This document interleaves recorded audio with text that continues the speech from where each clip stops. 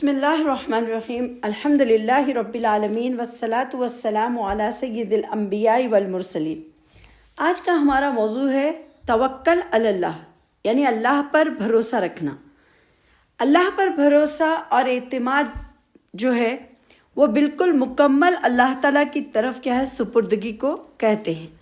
توکل وہ نور ہوتا ہے جو مومن کے دل کو مضبوط کرتا ہے، یعنی اس کے اندر سے خوف کو دور کر دیتا ہے اور اللہ تعالیٰ رزق اور اس کی حفاظت اور کامیابی کے دروازے کیا ہے اس کے لیے کھول دیتا ہے۔ ہم دیکھتے ہیں کہ ایک آیت سورۃ آل عمران کی آیت نمبر 159 میں اللہ تعالیٰ فرماتا ہے فَإِذَا عَزَمْتَ فَتَوَكَّلْ عَلَى اللَّهِ إِنَّ اللَّهَ يُحِبُّ الْمُتَوَكِّلِينَ۔ پھر جب آپ ارادہ کر لیں تو اللہ پر بھروسہ کیجئے، بے شک اللہ توکل کرنے والوں کو پسند کرتا ہے۔ ایک رسول صلی اللہ علیہ وسلم کی ایک حدیث ہے کہ اگر تم اللہ پر بھروسہ کرو جیسا بھروسہ کرنے کا حق ہے تو اللہ تمہیں ایسے رزق دے گا جیسے پرندوں کو دیتا ہے، یعنی صبح وہ خالی پیٹ نکلتے ہیں اور شام کو بھرے پیٹ لوٹتے ہیں۔ ترمذی کی حدیث میں یہ ذکر آتا ہے۔ توکل کا مطلب دیکھیں گے ہم کہ توکل کیا چیز ہے۔ توکل مطلب بھروسہ، ایسا بھروسہ جو خالی زبان سے اقرار نہیں بلکہ اللہ پر ایسا بھروسے کا نام ہے کہ پورا دل کیا ہے اللہ پر بھروسہ کر لے۔ توکل دل کی کیفیت کا نام ہے، عمل کا ایک حصہ ہے، یعنی زندگی کا جب عمل پہ جب بھروسے کی باری آئے تو بالکل عمل کے میدان میں کیا ہے اللہ پر پورا یقین رکھے اور پھر اسباب کو اختیار کریں اور پھر فیصلے کو یقین کے ساتھ اللہ کے سپرد کر دے۔ تو اور پھر یہ ہے کہ غم کے وقت کیا ہے توکل یعنی بھروسہ اللہ پر مضبوط کر دے اور پھر خوشی کے وقت اللہ کا شکر ادا کرے۔ توکل کوشش چھوڑنے کا نام نہیں ہے، توکل صرف اللہ پر اعتماد کرنے کا نام ہے، دنیاوی اسباب کے ساتھ ساتھ رکھتے ہوئے کیا ہے اللہ پر پورا بھروسہ رکھنا۔ اب جیسے کہ میں نے جو آیت تلاوت کی کہ فَإِذَا عَزَمْتَ فَتَوَكَّلْ عَلَى اللَّهِ، یعنی جب تم ارادہ کر لیں تو اللہ پر بھروسہ کیجئے، بے شک اللہ توکل کرنے والوں کو پسند کرتا ہے۔ تو یہاں پر اللہ تعالیٰ نے دو چیزیں بیان کی ہیں۔ ایک یہ ہے کہ جب تم ارادہ کر لو یعنی کوئی چیز کا تم فیصلہ کر لو تو پورے اعتماد کے ساتھ پورے یقین کے ساتھ کیا ہے اس کو اللہ اس کے نتیجے کے لیے اللہ کے سپرد کر دے۔ اور پھر دوسرا یہ فرمایا گیا کہ اللہ تعالیٰ محبت کرتا ہے ایسے بندوں سے۔ کیسے محبت کرتا ہے کیسے بندوں سے؟ جو ہر حال میں اللہ پر بھروسہ کرتے ہیں۔ اور پھر ایک جگہ اللہ تعالیٰ سورۃ الطلاق میں فرماتے ہیں وَمَن يَتَوَكَّلْ عَلَى اللَّهِ فَهُوَ حَسْبُهُ، اور جو شخص اللہ پر بھروسہ کرے تو اللہ اسے کافی ہے، یعنی اللہ تعالیٰ کے اوپر جو بھروسہ کرتا ہے اللہ اس کے لیے کافی ہے، اسے کوئی اور چیز کی ضرورت نہیں ہے۔ اور پھر ایک جگہ اللہ تعالیٰ فرماتے ہیں سورۃ آل عمران میں حسبنا اللہ و نعم الوکیل، ہمارے لیے اللہ کافی ہے اور وہی بہترین کارساز ہے۔ یعنی جب اصحاب رسول صلی اللہ علیہ وسلم جب کلمہ پڑھ لیے تو آپ دیکھیے کہ دشمن ان کو کہا کرتے تھے کہ لوگ تمہارے خلاف ہو گئے ہیں اور تمہارے خلاف سازشیں کر رہے ہیں اور پھر تم کو نقصان پہنچانے کی کوششیں کر رہے ہیں، لیکن اس کے جواب میں وہ لوگ کیا کہتے تھے؟ نہ صحابہ کرام نہ خوف کھاتے تھے نہ ڈر رکھتے تھے، بلکہ وہ کہتے تھے کہ اللہ پر ہم بھروسہ رکھتے ہیں۔ اور پھر ان کا ایمان جو تھا وہ بڑھتا جاتا تھا، اضافہ ہوتا جاتا تھا، وہ کبھی بھی اپنے ایمان کو کمزور نہیں کرتے تھے۔ یعنی اگر ان کے اوپر کوئی آزمائش آتی، کوئی مصیبت آتی تو وہ مصیبت سے ڈر کر کیا ہے اپنے آپ کو کمزور نہیں کر لیتے تھے، بلکہ ان کا کیا انداز تھا کہ ان کا ایمان اور بڑھ جاتا تھا اور وہ اپنے ایمان کو مضبوط کرتے تھے اور اللہ پر پورا یقین رکھتے تھے۔ اور پھر اللہ تعالیٰ توکل رکھنے والوں کو پسند کرتا ہے، وہی کہ اللہ تعالیٰ نے کیا فرمایا ان کے لیے کہ رضی اللہ عنہم ورضوا عنہ، یعنی اللہ تعالیٰ ان سے راضی ہو گیا اور وہ اللہ تعالیٰ سے راضی ہو گئے۔ اور ایک صحیح بخاری کی ایک حدیث آتی ہے کہ اگر جیسے کہ میں نے کہا اگر تم اللہ پر اسی طرح بھروسہ کرو جیسے اس پر بھروسہ کرنے کا حق ہے تو وہ تمہیں اس طرح سے رزق دے گا جسے پرندوں کو دیتا ہے۔ یعنی پرندوں کے پاس تو کوئی جاب نہیں ہے، کوئی رزق کے دروازے نہیں ہیں، لیکن وہ کیا کرتے ہیں اللہ کے بھروسے پر نکلتے ہیں اور پیٹ بھر کر کھا کے وہ کیا ہے شام کے وقت وہاں پر لوٹ آتے ہیں۔ ایک اور حدیث میں آتا ہے کہ جو چاہتا ہے کہ سب سے زیادہ طاقتور بن جائے تو اسے کیا چاہیے کہ اللہ پر پورا توکل رکھے، اللہ پر پورا بھروسہ رکھے۔ یعنی حدیث میں جو بتایا گیا وہ یہ کہ جو چاہتا ہے کہ اپنے آپ کو مضبوط بنائے اور اپنے آپ کو طاقتور بنائے تو اسے کیا کرنا چاہیے؟ اللہ پر پورا بھروسہ اور یقین اور توکل رکھنا چاہیے۔ اور پھر ایک جگہ حدیث میں آتا ہے صحیح مسلم کی کہ جب سوال کرو تو اللہ سے سوال کرو، اور جب مدد چاہو تو اللہ ہی سے مدد چاہو۔ تو پھر اللہ تعالیٰ کیا ہے، اس کے لیے سارے راستے کھول دیتے ہیں۔ اور ایک حدیث میں آتا ہے کہ تمہارے جوتے کا اگر تسمہ بھی ٹوٹ جائے تو تم کس سے مانگو گے؟ اللہ سے مانگو گے، اور یہ یقین کے ساتھ مانگو کہ اللہ تعالیٰ ہی کیا ہے، مجھے عطا کرنے والا ہے۔ اور ہم دیکھتے ہیں کچھ نبیوں کے واقعات بھی، جیسے کہ ابراہیم علیہ السلام کا واقعہ ہے کہ جب ان کو آگ میں پھینکا جا رہا تھا تو کیا ہوا ان کے ساتھ میں، کہ جب ان کو آگ میں پھینکا جا رہا تھا تو جبرائیل علیہ السلام نے کیا کہا کہ اگر آپ چاہیں تو میں آپ کی مدد کروں؟ تو ابراہیم علیہ السلام نے جواب دیا کہ حسبی اللہ و نعم الوکیل، یعنی اللہ میرے لیے کافی ہے اور وہی بہترین کارساز ہے۔ یعنی اس کا نتیجہ یہ ہوا کہ اللہ تعالیٰ نے حکم دیا یا ناری کونی بردن و سلام علی ابراہیم، کہ آگ تو ٹھنڈی ہو جائے اور سلامتی ہو جائے ابراہیم علیہ السلام پر، اور تو پوری آگ کیا ہو گئی ان کے اوپر، ٹھنڈی ہو گئی۔ اور پھر حضرت مریم علیہ السلام کا واقعہ ہم دیکھتے ہیں کہ جب مریم علیہ السلام اپنے جو پین میں تھی، اور پھر جب وہ ڈلیوری کے بعد جب اللہ تعالیٰ نے ان سے کیا کہا کہ جب وہ کمزور ہو گئی تھی تو اللہ تعالیٰ نے فرمایا کہ کھجور کے جو تنے ہیں ان کو تم ہلاؤ اور پھر تم تازہ کھجوریں کھاؤ، مطلب گریں گی وہاں پر۔ تو پھر اللہ تعالیٰ نے کیا حکم دیا کہ کھجور کے تنے کو ہلاؤ، تم پر تازہ کھجوریں کیا ہے، گریں گی۔ اللہ تعالیٰ کھجوریں خود گرانے پر قادر تھا، لیکن اس کے باوجود بھی اللہ تعالیٰ نے کیا کہا کہ تم کیا ہے، اس کو ہلاؤ کھجور کے تنے کو، تو وہ کیا ہوگا، کھجوریں تم پر گریں گی۔ تو یہاں پر بتایا گیا کہ محنت بھی کرو اور اللہ پر بھروسہ بھی رکھو۔ اب اسی طریقے سے ہم دیکھتے ہیں نبی کریم صلی اللہ علیہ وسلم کا واقعہ کہ جب وہ ہجرت کر کے اللہ کے بھروسے کے ساتھ جب وہ نکلے تو وہ تو ایک تو جو مشرکین مکہ تھے ان کو نظر نہیں آئے، اور دوسرا ہجرت کے وقت رسول صلی اللہ علیہ وسلم اور ابوبکر صدیق رضی اللہ تعالیٰ عنہ جب غار میں جا کر چھپ گئے تو وہاں پر کیا ہوا ان کے ساتھ، جو کفار غار کے باہر کیا ہے، قدموں کے نشان تک کیا ہے وہ پہنچ گئے تھے، لیکن حضرت ابو بکر رضی اللہ تعالیٰ عنہ نے کیا کہا تھا کہ یا رسول اللہ اگر وہ نیچے دیکھ لیں گے تو ہمیں پکڑ لیں گے، ہمیں دیکھ لیں گے وہ۔ تو آپ صلی اللہ علیہ وسلم نے فرمایا لا تحزن ان اللہ معنا، تم غم نہ کرو، اللہ ہمارے ساتھ ہے۔ تو یہاں پر بھی نبی صلی اللہ علیہ وسلم کا پورا بھروسہ، پورا توکل کس کی طرف تھا؟ اللہ کی طرف تھا کہ تم غم مت کرو، اللہ تعالیٰ کیا ہے، ہمارے ساتھ ہے۔ اور پھر یہ ہے کہ توکل کی جو طاقت دیکھیے کہ اللہ تعالیٰ نے کیا کیا کہ مکڑی کے جال سے ایسی حفاظت کی کہ دشمن کیا ہے وہاں سے واپس لوٹ گئے۔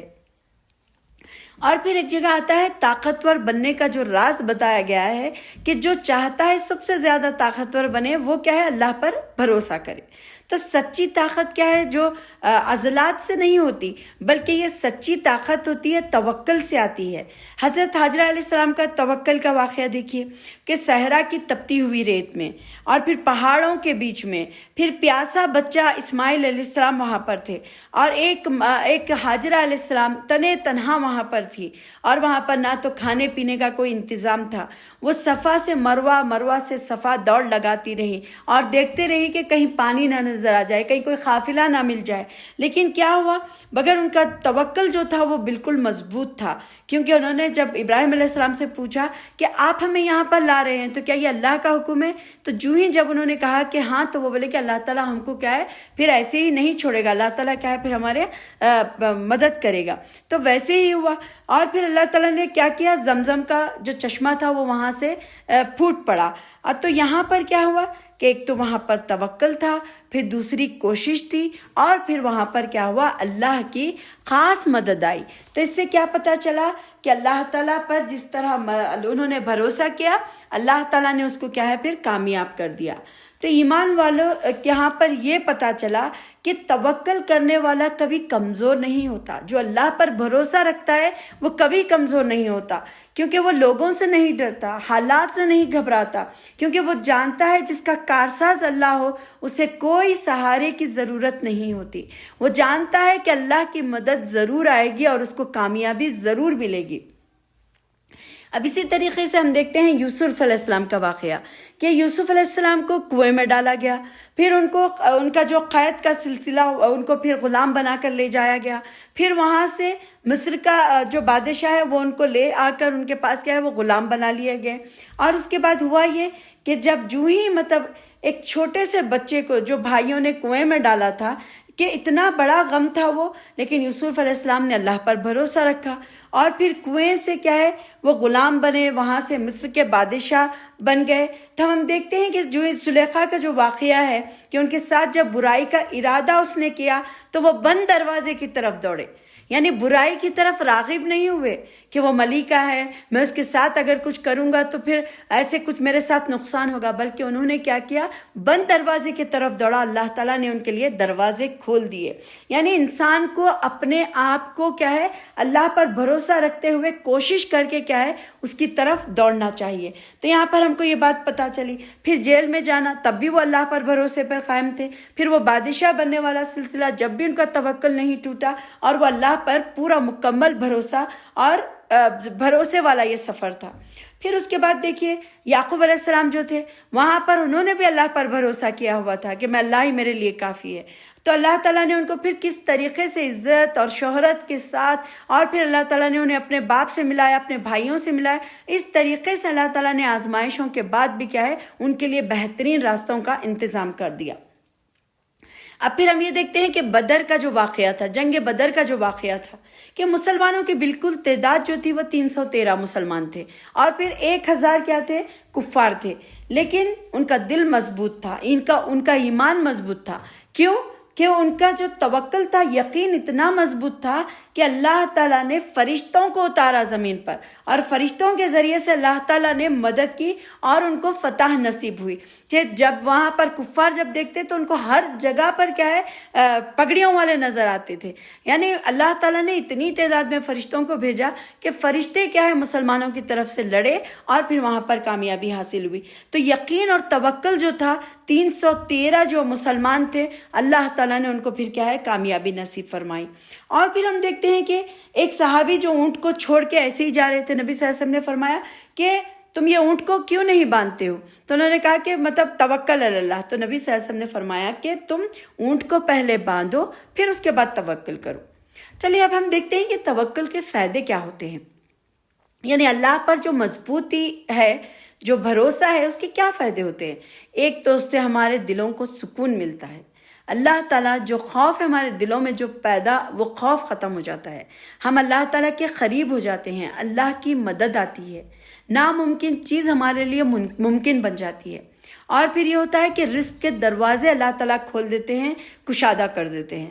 اور دوسرا، بیماریوں میں اللہ تعالیٰ شفا عطا کرتے ہیں، فیصلوں میں اللہ تعالیٰ برکتیں ڈالتے ہیں، دشمنوں پر اللہ تعالیٰ غلبہ عطا کرتے ہیں، زندگی کو آسان کر دیتے ہیں۔ یعنی ہم کو معلوم ہوتا ہے کہ ہماری نگرانی کرنے والا ہمارا رب ہمارے ساتھ ہر وقت موجود ہے۔ تو یہ جو فیلنگس ہے یہ انسان کو کیا ہے بہت مضبوط اور پرسکون کر دیتے ہیں۔ اور پھر ہم دیکھتے ہیں کہ عملی زندگی میں توکل کو کیسے کرنا چاہیے۔ جیسے اگر بیماری ہے تو بیماری میں ہم کو دوا بھی کرنا ہے اور دعا بھی کرنا ہے، لیکن دل اللہ پر یقین رکھنا ہے۔ اور امتحان ہے تو پڑھائی بھی کرنا ہے اور بھروسہ بھی کرنا ہے، اور پھر رزلٹ کا انتظار کرنا ہے اللہ پہ یقین کے ساتھ۔ پھر اسی طریقے سے رزق کا معاملہ ہے، محنت بھی کرنی ہے، یقین بھی کرنی ہے، اور پھر کیا ہے اللہ پر یقین رکھنا ہے کہ اللہ تعالیٰ مجھے بہترین رزق دے گا۔ اور اسی طریقے سے خوف اور پریشانی کا عالم ہے تو وہاں پر یہ کرنا ہے کہ خوف ہے، پریشانی ہے تو حسبی اللہ، اللہ میرے لیے کافی ہے، لا حول ولا قوت الا باللہ، اللہ تعالیٰ ہی کی طاقت ہے جو اس چیز کو کیا ہے ٹرن کرنے پر قادر ہے، پلٹانے پر قادر ہے، اور پھر یہ ہے کہ خوف سے نکالنے پر قادر ہے۔ تو یہاں پر یہ سمجھ میں آیا کہ جو مسلمان ہوتا ہے اس کی زندگی میں ہم سب کسی نہ کسی مشکل میں ہوتے ہیں۔ دیکھیے زندگی میں ہر انسان مشکل میں ہوتا ہے، لیکن یاد رکھیے کہ جس کا دل اللہ کا مددگار ہو اسے کوئی شکست نہیں دے سکتا، جس کا سہارا اللہ ہو اسے کبھی اکیلا نہیں ہوتا، اور پھر وہ جس کا بھروسہ اللہ ہو تو وہاں پر اس کے لیے دروازے بھی بند دروازے کیا ہے کھل جاتے ہیں۔ اور توکل صرف حل نہیں ہے، یہ زندگی ہے، یہ ایمان ہے، یہ سکون ہے۔ تو اسی لیے ہم کو ہمارا توکل، ہمارا بھروسہ جو ہے وہ اللہ سے مضبوط رکھنے کی ضرورت ہے، نہ کہ ہم یہ ڈر سے کہ ہمارے ساتھ کیا ہوگا، کون ہمیں نقصان پہنچائے گا، اس خوف سے ہمیں کیا ہے ایک انسانوں کی غلامی نہیں کرنا ہے۔ ایک ہے کہ ہم عزت کریں، احترام کریں ایک دوسرے کا، لیکن اس کے لیے کیا ہے ہمیں اپنے آپ کو ذلیل کرنے کی ضرورت نہیں ہے۔ ہمارا ایمان اللہ پر مضبوط ہونا چاہیے، وہی ہمارا رازق ہے، وہی ہمارا خالق ہے، وہی ہمارا داتا ہے، اور وہی ہماری ہر مشکل کو دور کرنے والا ہے۔ تو اللہ تعالیٰ سے دعا ہے کہ توکل وہ کیفیت جو نبیوں کے دلوں میں تھی، اللہ تعالیٰ ویسی توکل والی کیفیت ہمارے اندر پیدا کر دے جو انبیاء کے دلوں میں تھی اور صحابہ کے دلوں میں تھی۔ اے اللہ ہماری مشکلیں آسان کر دے، ہمارے دلوں کو خوف سے پاک کر دے، ہماری زندگی میں برکت عطا فرما، ہمیں وہ رزق دے جس میں حلال ہو اور جس میں عزت ہو، اور ہمیں ایسی محبت دے کہ ہمیں دنیا میں بھی توکل کی نعمت دے اور پھر آخرت میں بھی جنت الفردوس ہمیں عطا فرما۔ آمین یا رب العالمین۔ وآخر دعوانا الحمد للہ رب العالمین۔